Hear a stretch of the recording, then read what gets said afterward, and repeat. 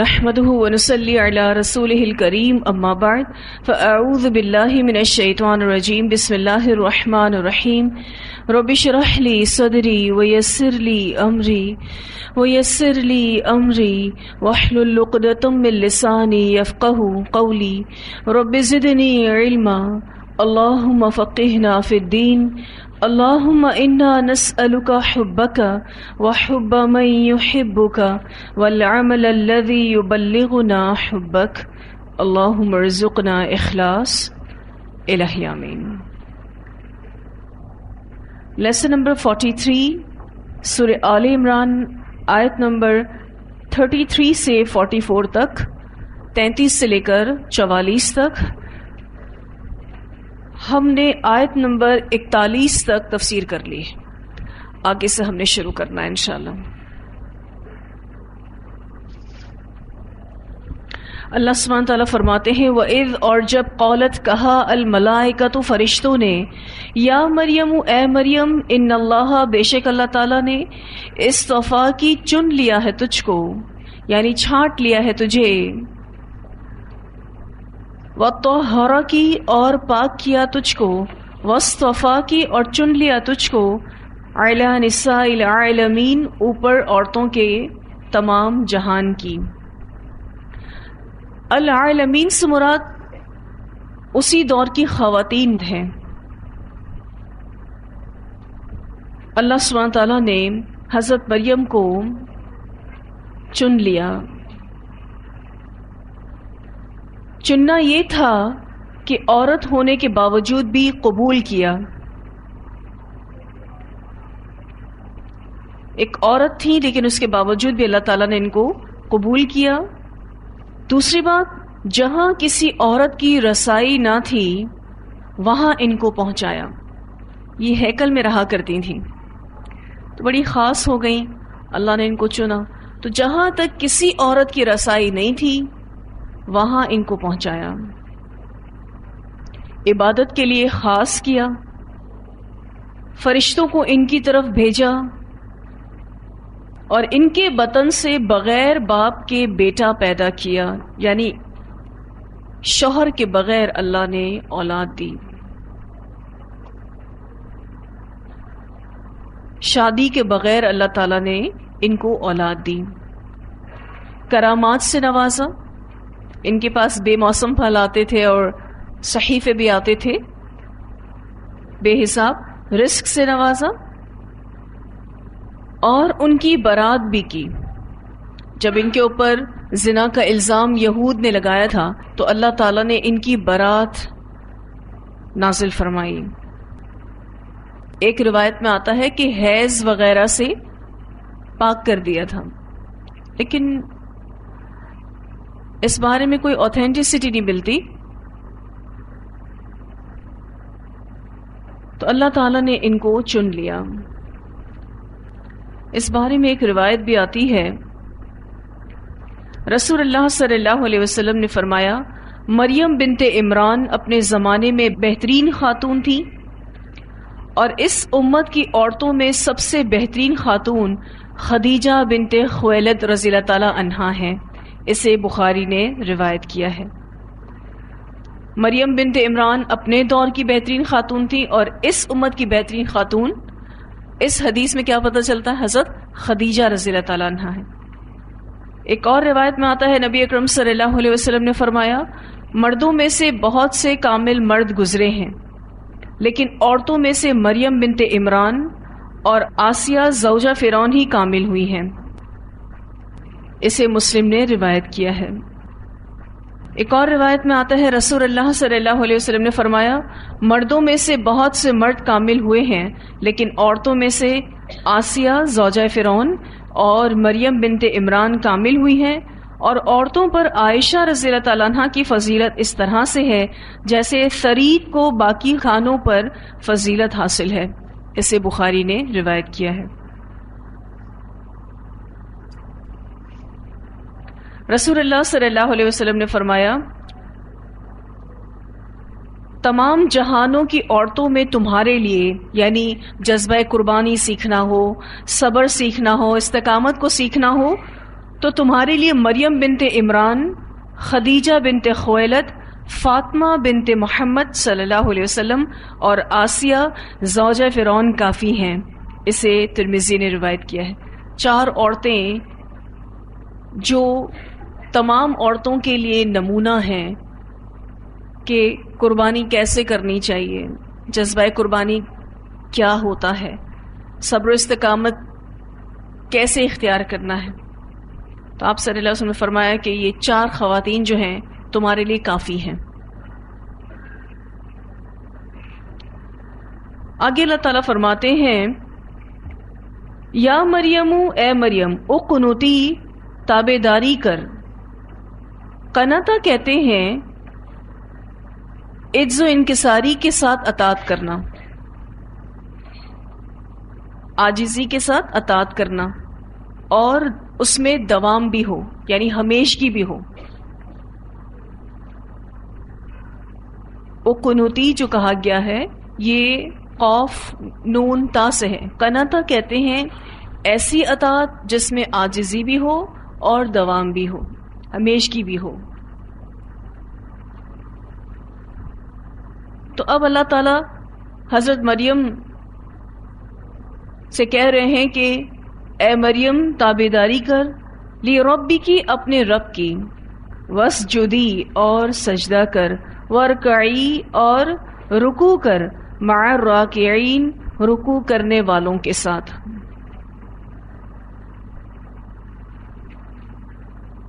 اللہ سبحانہ تعالیٰ نے حضرت مریم سے کہا کہ اب اللہ تعالیٰ کی فرما بردار بن جا اور سجدہ کر، رکوع کرنے والوں کے ساتھ.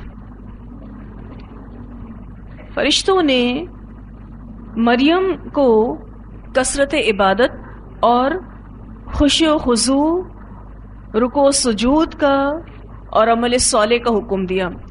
چونکہ وہ حکم اللہ کی طرف سے لے کر آئے تھے کہ اللہ تعالیٰ یہ کہہ رہے ہیں کہ اب آپ کو اور فرما برداری کرنی ہے، آپ کو اور نیک عمل کرنے ہیں، اور نمازیں پڑھنی ہیں. یہ ساری اس بات کی تیاری کی جا رہی تھی، آپ یوں کہہ سکتے ہیں کہ ایک ذہنی طور پر ان کو تیار کیا جا رہا تھا، روحانی طور پر ان کو تیار کیا جا رہا تھا ایک ایسی آزمائش کا جس کا فیصلہ اللہ تعالیٰ کر چکے تھے.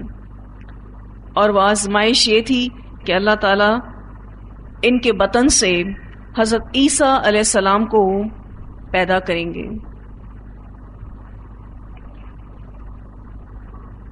دیکھا جائے تو یہ ان کے لیے بہت بڑی آزمائش بھی تھی، اور یہ ان کی شان کو بڑھانے والی بات بھی تھی کہ اللہ نے ان کو ایک معجزاتی اولاد عطا کی. اسی وجہ سے ان کو زیادہ سے زیادہ عبادت میں مشغول رہنے کا کہا گیا تاکہ وہ اس مشکل آزمائش سے بخوبی گزر جائیں. یہاں اس آیت سے ایک بات جو بڑی اہم پتہ چلتی ہے کہ عورت باجماعت نماز پڑھ سکتی ہے. اس بارے میں کچھ احادیث ہیں جو کہ کتاب نماز نبوی سے آپ کو بیان کر رہی ہوں. سیدنا ابن عمر رضی اللہ عنہ سے روایت ہے کہ نبی اکرم صلی اللہ علیہ وسلم نے فرمایا کہ تم اپنی عورتوں کو نماز پڑھنے کے لیے مسجد میں آنے سے منع نہ کرو، اگرچہ ان کے گھر ان کے لیے بہتر ہیں. اسے سنن نبی داؤد نے روایت کیا ہے. عورت کو مسجد میں جانے سے منع نہیں ہے، لیکن بہتر اس کے لیے گھر ہے. رسول اللہ صلی اللہ علیہ وسلم نے فرمایا جب تمہاری عورت مسجد جانے کی اجازت مانگے تو اسے ہرگز منع نہ کرو. اسے بخاری نے روایت کیا ہے. اس حدیث سے یہ پتہ چلتا ہے کہ عورت کو اپنے سرپرست سے اجازت لینی چاہیے اگر وہ مسجد جانا چاہ رہی ہے، اور سرپرست کو کیا حکم ہے کہ وہ منع نہ کرے. پھر عورت تنہا صف میں کھڑی ہو سکتی ہے. اس بارے میں روایت ملتی حضرت انس بن مالک رضی اللہ تعالیٰ عنہ کہتے ہیں کہ میں اور ایک یتیم بچے نے نبی اکرم صلی اللہ علیہ وسلم کے پیچھے اپنے گھر میں نماز پڑھی، اور میری والدہ ام سلیم رضی اللہ تعالیٰ عنہا ہم سب کے پیچھے تھیں. اسے بخاری نے روایت کیا. اب رسول اللہ صلی اللہ علیہ وسلم نماز پڑھا رہے تھے، 2 بچے پیچھے تھے. پہلی صف وہ ہو گئی اور ام سلیم جو تھی اس کے بعد والی صف میں اکیلی کھڑی تھی. تو اگر کوئی ایسی سچویشن ہو تو عورت صف میں اکیلی کھڑی رہ سکتی ہے، یعنی وہ نماز با جماعت بھی پڑھ سکتی ہے، اور اگر صف میں کوئی اور کھڑا ہی نہیں، وہ اکیلی ہے، تو بھی وہ نماز پڑھ سکتی ہے. پھر عورت کی امامت کے بارے میں جو روایت آتی ہے، سیدہ ام ورقہ رضی اللہ تعالیٰ عنہ فرماتی ہیں رسول اللہ صلی اللہ علیہ وسلم نے انہیں حکم دیا کہ وہ اپنے گھر والوں کی امامت کرائیں. اسے سنن ابی داؤد نے روایت کیا ہے. جب عورت امامت کرواتی ہے تو وہ صف کے درمیان میں کھڑی رہتی ہے. جو پہلی صف بنتی ہے اسی میں سب سے درمیان میں وہ کھڑی رہتی ہے. وہ مردوں کی طرح الگ سے نہیں کھڑی رہتی. جو پہلی صف بنی ہے اس پہلی صف کے بیچوں بیچ امامت کرنے والی عورت کھڑی ہوتی ہے. اور یہ تب ہوتا ہے کہ جب وہ کہیں گھر میں ہو، کہیں ایسی جگہ ہو. مسجد میں تو امام مرد ہی ہوتا ہے. ام المومنین عائشہ رضی اللہ تعالیٰ عنہ نے عورتوں کی امامت کرائی جبکہ آپ صف کے درمیان کھڑی ہوئی تھیں. اسے سنن دارالقطنی نے روایت کیا ہے. پھر اگر عورت مسجد جانا چاہتی ہے تو وہ خوشبو لگا کر نہیں جائے گی. عورتوں کو مسجد میں خوشبو لگا کر جانے کی ممانعت ہے. اسے مسلم نے روایت کیا ہے. خوشبو لگا کر ویسے بھی باہر نہیں نکلنا چاہیے، بہت بڑا اور کبیرہ گناہ ہے. خوشبو لگا کر مسجد جانا تو پھر اس سے بڑا گناہ ہے. ذالک، یہ من انباء الغیب، یہ غیب کی خبروں میں سے ہے. نوحیہ الیک، ہم وحی کرتے ہیں اس کو آپ کی طرف. کیونکہ مکہ میں یہ باتیں کسی کو پتہ نہیں تھی. جو حضرت مریم سے ریلیٹڈ تھیں، حضرت زکریا سے ریلیٹڈ تھیں، یہ باتیں مکہ میں کوئی نہیں جانتا تھا. اللہ تعالیٰ کہتے ہیں یہ ساری باتیں ہم آپ کو وحی کے ذریعے بتا رہے ہیں. وما کنتا، اور نہ تھے آپ، یعنی آپ صلی اللہ علیہ وسلم، لدیہم ان کے پاس، اذ یلقون جب وہ ڈال رہے تھے، اقلامہم اپنی قلمیں. یہ وہ قلمیں تھیں جس سے یہ تورات لکھا کرتے تھے. ایہم ان میں سے کون، یکفلو کفالت کرے گا، مریم کی. وما کنت، اور نہیں تھے آپ، لدیہم پاس ان کے، اذ جب، یختصمون وہ جھگڑ رہے تھے. جھگڑا ان کا حضرت مریم کی کفالت کے لیے تھا. ہر کوئی خواہش مند تھا کہ مریم کی کفالت وہ کرے. سیدہ مریم پر اللہ تعالیٰ کی جو عنایات ہو رہی تھیں، ان سے ہیکل کے تمام خادم واقف تھے، اور ان میں سے ہر شخص یہ چاہتا تھا کہ سیدہ مریم کی سرپرستی کا اعزاز اسے مل جائے. اس سلسلے میں یہ ایک دوسرے سے لڑ رہے تھے اور اپنے حق کے اوپر دلائل دیتے تھے. کہتے تھے میں زیادہ حقدار ہوں مریم کی کفالت کرنے کا. ہر شخص دلائل دے رہا تھا. اسی سلسلے میں سیدنا زکریا علیہ السلام نے بھی یہ استحقاق بتایا، یعنی اپنا حق بتایا کہ چونکہ میں مریم کا حقیقی خالو ہوں تو میں ہی اس کی کفالت کروں گا. لیکن لوگ نہیں مانے. لوگوں نے کہا نہیں، یہ انصاف پر مبنی فیصلہ نہیں ہے. اور یہ آپس میں لڑ جھگڑ رہے تھے کہ مریم کی کفالت کون کرے گا. بالآخر یہ طے ہوا کہ سب لوگ اپنی اپنی قلمیں جن سے یہ تورات لکھا کرتے تھے وہ بہتی ندی میں پھینکیں گے. اگر کسی شخص کا قلم ندی کے بہاؤ کی طرف بہنے سے رک جائے گا اور اپنی جگہ قائم رہے گا تو وہی شخص مریم کی کفالت کرے گا. اب سب لوگوں نے اپنے قلم ندی میں پھینکے. سیدنا زکریا علیہ السلام کے قلم کے علاوہ سب کے قلم بہہ گئے. صرف ان کا ہی قلم بہتی ندی میں ٹکا رہا. ویسے بھی وہ سیدہ مریم کے حقیقی خالو تھے اور اللہ تعالیٰ نے ان کو خیر خاص الخاص چنا کہ وہ اب مریم کی کفالت کریں گے. قرائنی کے نام نکلا. اسی لیے اب کسی قسم کے اختلاف کی اور جھگڑے کی گنجائش نہیں رہی تھی. سب اس پر متفق ہو گئے. اس سے یہ پتہ چلتا ہے کہ اگر کسی بات کو لے کر جھگڑا ہو رہا ہو تو قرآن اندازی کی جا سکتی ہے۔ اس بارے میں روایت ملتی ہے، سیدہ عائشہ رضی اللہ تعالیٰ عنہ بیان کرتی ہیں کہ رسول اللہ صلی اللہ علیہ وسلم جب سفر کا ارادہ کرتے تو اپنی ازواج کے درمیان قرآن اندازی کرتے، جس بیوی کا نام قرآن اندازی سے نکلتا اس بیوی کے ساتھ آپ سفر کرتے تھے۔ اسے بخاری نے روایت کیا ہے۔ اب نبی اکرم صلی اللہ علیہ وسلم کی اتنی ساری ازواج تھیں اور ہر زوجہ کو نبی اکرم صلی اللہ علیہ وسلم کی صحبت پیاری تھی، آپ کا ساتھ پیارا تھا، اور جب آپ سفر پر جاتے تھے تو ہر کسی کا دل ہوتا تھا کہ وہ ساتھ جائے۔ ایسی صورتحال میں نبی اکرم صلی اللہ علیہ وسلم قرآن اندازی کر لیتے تھے، جس کا نام نکلتا تھا سبھی اس کو خوشی سے قبول کر لیتے تھے کہ اللہ کا فیصلہ ہے۔ ایک اور روایت میں آتا ہے، رسول اللہ صلی اللہ علیہ وسلم نے فرمایا، اگر لوگوں کو معلوم ہو جائے کہ اذان دینے اور صف اول میں کھڑے ہونے کا کتنا ثواب ہے تو تب اگر وہ اس ثواب کو بغیر قرآن اندازی کے حاصل نہ کر سکیں گے تو وہ قرآن اندازی کرتے۔ اسے بخاری نے روایت کیا۔ اذان دینے کا اور پہلی صف میں نماز پڑھنے کا اگر اجر لوگوں کو پتہ چل جائے اور یہ پتہ چل جائے کہ قرآن اندازی کے بغیر اس میں جگہ نہیں ملے گی تو لوگ قرآن اندازی کر کے بھی اس میں شامل ہوتے ہیں۔ ایک اور روایت میں آتا ہے بخاری کی، سیدنا ابو ہریرہ رضی اللہ عنہ روایت کرتے ہیں کہ رسول اللہ صلی اللہ علیہ وسلم نے فرمایا کہ منافقوں پر فجر اور عشاء سے زیادہ بھاری کوئی نماز نہیں، اگر انہیں ان نمازوں کا ثواب معلوم ہو جائے تو وہ ان میں ضرور پہنچیں، اگرچہ انہیں سرین پر گھسٹ کر ہی آنا پڑے۔ اسے بخاری نے روایت کیا ہے، یعنی ہر حال میں پہنچیں گے۔ اب چونکہ یہ ہیکل کے خادمین جانتے تھے کہ حضرت مریم بڑی خاص ہیں اور ان کی اگر ہم کفالت کریں گے تو ہمیں اجر و ثواب ملے گا، تو وہ اس پر قرآن اندازی کرنا چاہ رہے تھے۔ لیکن جس چیز کے اجر و ثواب کے بارے میں یقین نہیں ہوتا نا، اس میں انسان تساہل برتتا ہے، سستی برتتا ہے، جیسے کہ یہ احادیث ہیں۔ تو حضرت زکریا کی طرح دین کی خدمت کرنے کا جب کبھی موقع ملے خوشی سے کرنا چاہیے،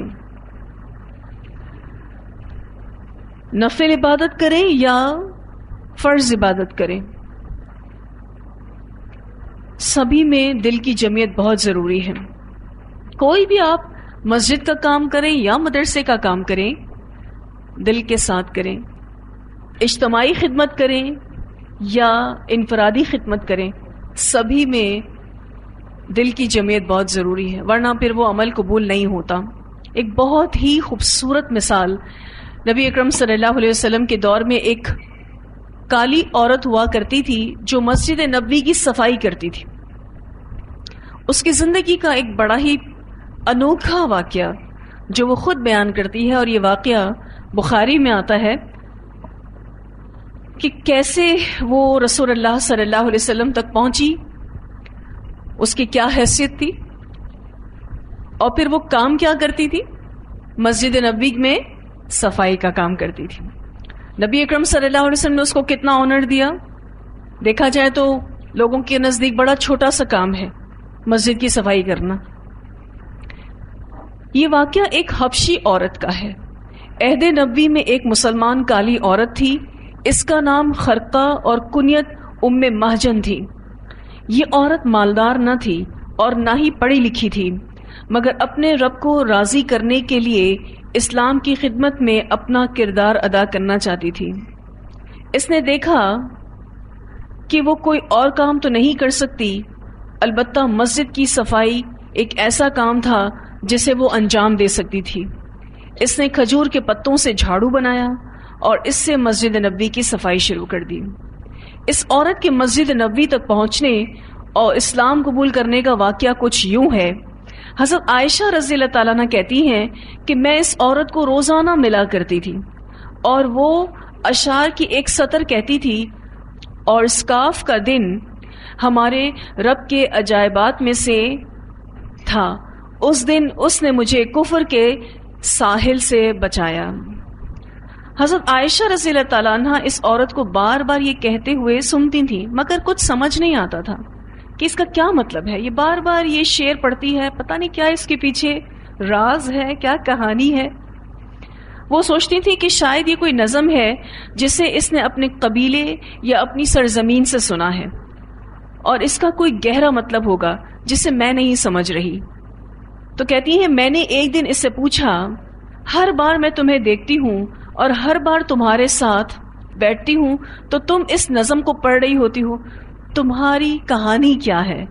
وہ کہتی ہے کہ میں ایک حبشی غلام لڑکی تھی، اور وہ اسلام سے پہلے عرب کے کسی قبیلے میں ایک لونڈی تھی۔ اس کا کوئی خاندان نہیں تھا، اس کا کسی سے کوئی واسطہ نہیں تھا، اس کا کوئی دوست نہیں تھا، یعنی وہ اجنبی تھی۔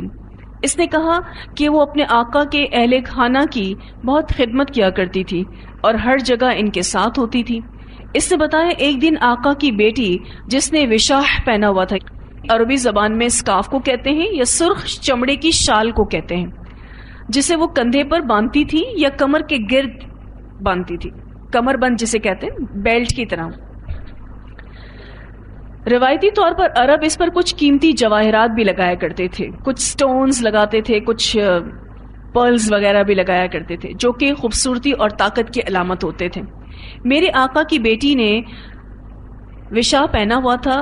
ایک دن وہ سو گئی تو ایک پرندہ آیا اور سرخ رنگ کی وجہ سے اس پرندے کو لگا کہ یہ کوئی گوشت کا ٹکڑا ہے۔ پرندے نے اسے اٹھا لیا اور لے کر اڑ گیا۔ کوئی چیل آئی اور وہ سمجھا جیسے گوشت کا ٹکڑا پڑا ہے، وہ اٹھا کر لے گئی۔ جب وہ اٹھی تو اس نے چیخنا شروع کر دیا کہ اس کا وشاح غائب ہے، کسی نے اس کا وشاح لے لیا ہے۔ اس کے گھر والے سب میری طرف دیکھنے لگے، کیونکہ عمومی طور پر اگر کوئی چیز کھو جاتی ہے تو گھر کی نوکرانی پر سب سے پہلا شک جاتا ہے۔ مجھ سے پوچھ گچھ شروع کر دی گئی کہ میں نے ہی لیا ہے اور اسے فروخت کر دیا ہے، اور کہا کہ میں اسے چھپا رہی ہوں۔ انہوں نے خود بخود ہی فرض کر لیا کہ میں اس کی ذمہ دار ہوں۔ میں نے ان کو سارا واقعہ بتایا کہ کس طرح پرندہ اسے اٹھا کر لے گیا تھا۔ میرے آقا نے کہا کہ تم جھوٹ بول رہی ہو، تم نے اسے چوری کر لیا ہے اور چھپا لیا ہے۔ میں نے کہا میں قسم کھاتی ہوں بالکل ایسا ہی ہوا تھا جیسا میں بتا رہی ہوں۔ پھر انہوں نے میری تلاشی لینا شروع کر دی اور مجھے مارنا شروع کر دیا، اور میرے جسم کے ہر حصے کی تلاشی لی، کسی حصے کو نہیں چھوڑا۔ میں مدد کے لیے روتی رہی پر انہوں نے میری نہیں سنی۔ اتنے میں وہی پرندہ آیا اور وشا کو ان کے درمیان گرا کر چلا گیا۔ جب یہ ہوا تو اس نے کہا وہ سب دیکھ رہے تھے۔ میں نے چیخ کر کہا کہ آپ نے مجھ پر الزام لگایا جبکہ میں بے قصور تھی۔ پھر وہ شرمندہ ہوئے اور مجھے آزاد کر دیا۔ بہت زیادہ شرمندہ ہوئے کہ ہمیں نہیں کرنا چاہیے تھا ایسا، لیکن خیر انہوں نے اس کو آزاد کر دیا۔ اس نے کہا کہ میں نے مدینہ میں نبی اکرم صلی اللہ علیہ وسلم کے بارے میں سنا تھا کہ ان کے فالوورز کمزوروں اور غلاموں مظلوموں میں سے تھے، چنانچہ میں نے مدینہ جانے کا ارادہ کر لیا اور اسلام قبول کر لیا۔ جب نبی اکرم صلی اللہ علیہ وسلم نے اس کو دیکھا تو اس کی صورتحال پہچان گئے۔ وہ ان غلاموں کی طرح نہیں تھی جو مکہ میں مسلمان ہوئے تھے، وہ مدینہ کی سرزمین سے واقف نہیں تھی۔ حضرت عائشہ نے بتایا کہ آپ صلی اللہ علیہ وسلم نے مسجد نبوی کے اندر اس کے لیے ایک خیمہ لگایا۔ آپ صلی اللہ علیہ وسلم نے اس کے لیے مسجد کا ایک حصہ مختص کر دیا۔ یہ وہ حبشی لڑکی تھی جس کا اسلام کے لیے ناقابل یقین سفر تھا۔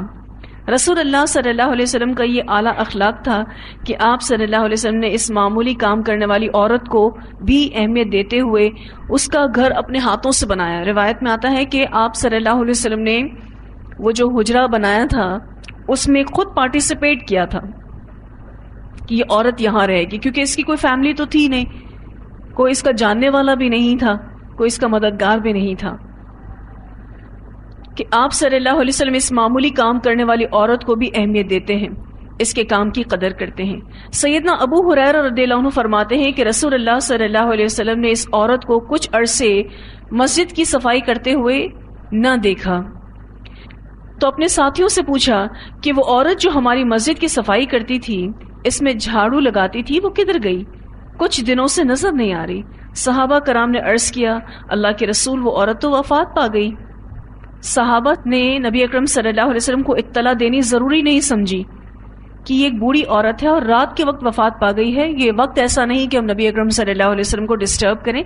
ہم خود اس کی نماز جنازہ پڑھا لیتے ہیں اور دفنا دیتے ہیں. آپ صلی اللہ علیہ وسلم نے ارشاد فرمایا تم نے مجھے اس کی اطلاع کیوں نہیں دی. ناراض ہوئے آپ صلی اللہ علیہ وسلم. اور آپ صلی اللہ علیہ وسلم کا ناراض ہونا دراصل صحابہ کرام کو یہ سکھانا تھا کہ کوئی بھی کام مسجد کا اگر ہے وہ غیر اہم نہیں ہے، وہ صفائی کرنا ہی کیوں نہ ہو. پھر فرمایا کہ مجھے بتاؤ اس کی قبر کہاں ہے. صحابہ کرام نے اس کی قبر دکھائی. آپ صلی اللہ علیہ وسلم بہت مصروفیت کے باوجود بھی چل کر قبرستان گئے اور اس کی نماز جنازہ پڑھائی. یوں اس کی نماز جنازہ 2 مرتبہ ہوئی. ایک مرتبہ صحابہ کرام کے گروہ نے پڑھی اور ایک مرتبہ نبی اکرم صلی اللہ علیہ وسلم اور لازمی ان کے ساتھ بھی صحابہ کرام کا گروہ تھا. اور آپ صلی اللہ علیہ وسلم نے یہ بھی فرمایا تھا کہ میرا کسی کی قبر پر بھی نماز پڑھنا اس کی قبر کو روشن کر دیتا ہے. تو یہ روایت بخاری میں آتی ہے. اب آپ دیکھیں کہ یہ عورت جو تھی وہ کیا کام کرتی تھی، صفائی کا کام کرتی تھی، اور نبی اکرم صلی اللہ علیہ وسلم نے اس کو کتنا ویلیو کیا. جب وہ آئی تو اس کے لیے گھر بنایا. جب وہ فوت ہوئی اور آپ صلی اللہ علیہ وسلم کو نہیں بتایا گیا اس کی نماز جنازہ کے لیے، تو آپ خود سے اس کی قبر پہ جا کے نماز جنازہ پڑھتے ہیں تاکہ اس بات کی اہمیت سب کو پتہ چلے کہ کوئی بھی کام مسجد سے ریلیٹڈ ہے وہ قابل تحسین ہے، قابل احترام ہے، اہمیت کا حامل ہے، اس کو ڈی ویلیو نہیں کیا جا سکتا. تو اب یہ نیکی کا موقع حضرت زکریا کو مل گیا کہ اب وہ حضرت مریم کی کفالت کریں گے. نیکی کا موقع ملنا بھی بہت بڑی نعمت ہے. اللہ اسی کو ہی دیتا ہے جس کی نیت ہوتی ہے. اللہ نیکی کے موقع اسی کو ہی دیتا ہے جس کی نیت میں نیکی کرنا ہوتا ہے. نیکی خود آپ کے دروازے پر دستک دے گی، بس وہ نیت چاہیے. تو یہاں الحمدللہ ہمارا لیسن مکمل ہوا. اتنی تلاوت سنتے ہیں. وَإِذْ قَالَتِ الْمَلَائِكَةُ يَا مَرْيَمُ إِنَّ اللَّهَ اصْطَفَاكِ وَطَهَّرَكِ وَاصْطَفَاكِ عَلَى نِسَاءِ الْعَالَمِينَ. يَا مَرْيَمُ اقْنُتِي لِرَبِّكِ وَاسْجُدِي وَارْكَعِي مَعَ الرَّاكِعِينَ.